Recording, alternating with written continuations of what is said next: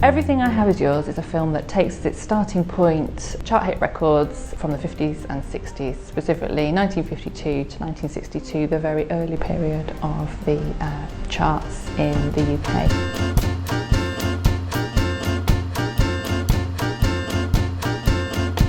So for this project we've been working with a particular body of material and looking at the rights that are associated with that body of material, and this connects with our practice as Open Music Archive. We've been working together, working on the Open Music Archive for more than 10 years, and the way that a project works is that we become interested in a particular body of material, we look at how we might work with public elements. Since copyright is an automatically assigned right, everything that everybody does is kind of born into copyright, born into the language of the market, and we were kind of we're always interested in kind of working out what might exist either at the edge of the public domain, what could be released to be worked with further, and how we might engineer that to make it possible to work with and share material. So a copyleft license is a license which builds upon the automatically assigned copyright that you have as an author,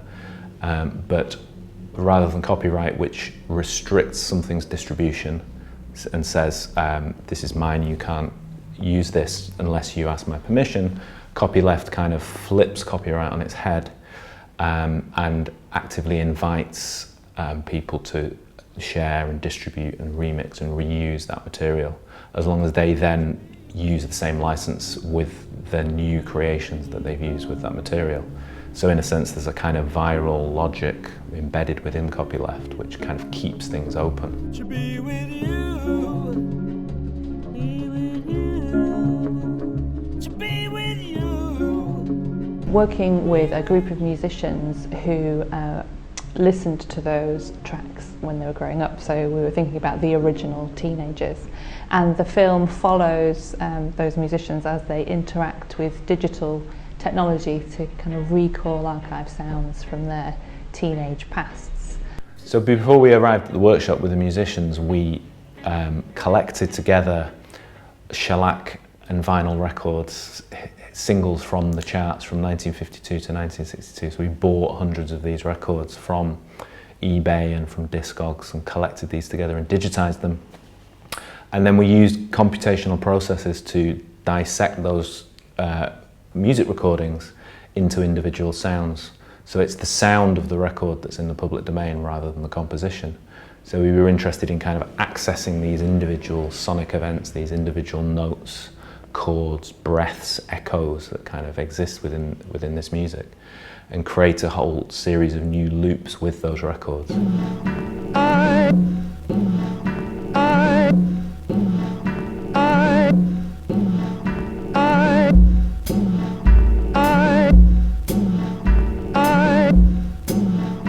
And so this period, the 52 to 62, we became really interested in terms of its kind of particular sonic qualities. So it's before the kind of golden era of pop music, before the multi-track recording, before the Beatles, and these very specific mono kind of really saturated recordings which are kind of really redolent of a particular period.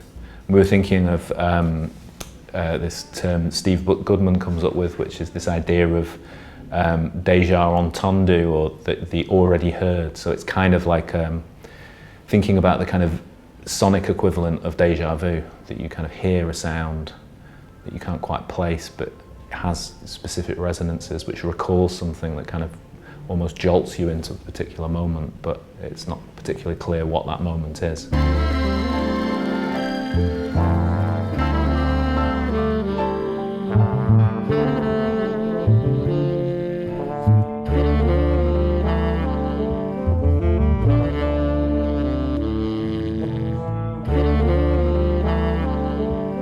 But I think that's the thing about the idea of déjà entendu, is that the idea that you think you might have heard it before, but you're not quite sure if you have or you haven't. And I think there's the idea that actually these sounds are unearthed from a collective past.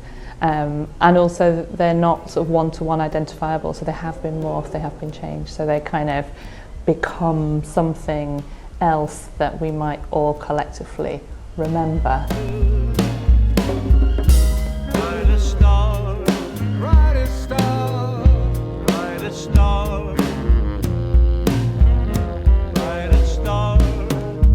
So for the film we worked with a whole range of musicians from the Manchester area who were active in music in the 50s and early 60s.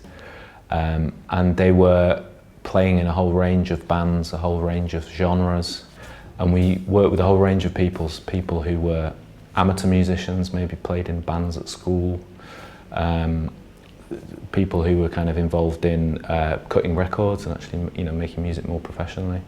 These are individual people with their individual histories, and thinking about how they could collectively recall their individual histories together.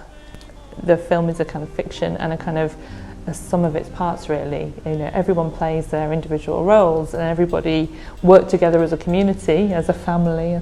One of the musicians, Roy, said, it feels like we've built a family here, So there was a community experience, but it was very much about individual histories, individual interactions with the archive that were sort of coming together as this group. And then what was really nice was when we were developing vocals, Chaz was just interested in kind of taking one word or one hook, a little bit of a lyric that could then be repeated. Everything,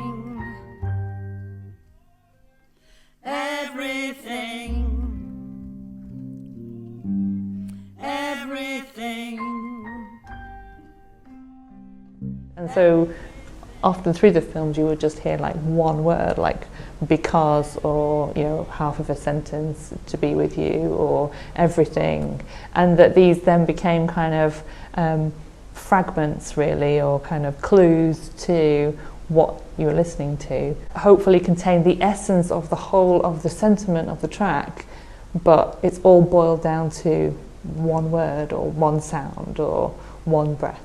And I think that was a really interesting process that we went through, and was definitely not something that we arrived with as predetermined. It was something that kind of emerged from the workshops in that way.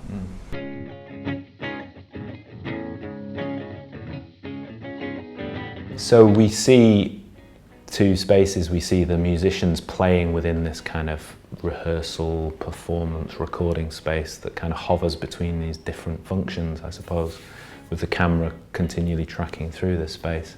But then intercuts, this continuous move intercut is shots of records, of shellac records and vinyl records that are the source material for the loops that are being assembled and reassembled by the musicians. So we have that really macro shot of the shellac or the vinyl record, and thinking about how that's triggering the sound that you hear. So it's a kind of visual analogue for the triggering of sound, and you'll see that kind of appear again and again, and you see a fragment of the title of the track that's being sampled. But then there's also the paper covers, so there's pans across paper covers that contain the records that we sourced from all sorts of different places. And what was kind of interesting to me about that kind of paper, a pan across the paper at a very macro level, is thinking about the sound of that, a kind of the material qualities of that. So what would be the sonic equivalent of a pan across paper where you see the grain? It could be the kind of the moment something's plugged in, or the kind of contact that's made, or this kind of material indice that happens.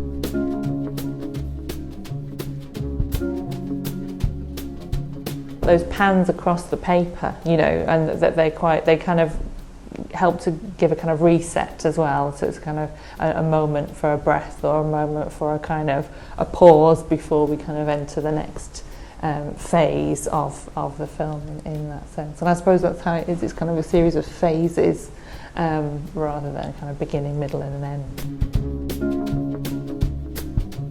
There is no band and there is no performance, but the kind of the collective assemblage of these individual musicians come together into something that kind of exists somewhere between the kind of the live performance, the rehearsal, and the kind of the playback and recording. There's a kind of rhythm or a momentum that is endless and ongoing and kind of sweeps everybody along with it, and I suppose that's the kind of activating force. The camera doesn't wait for people to be ready or to get going, or it's just kind of it has its own momentum, like the loops have their own momentum, and I think that's the kind of bringing to life, the kind of resurrection of these things, but that's sometimes fleeting and kind of builds into something and then collapses, but then continues.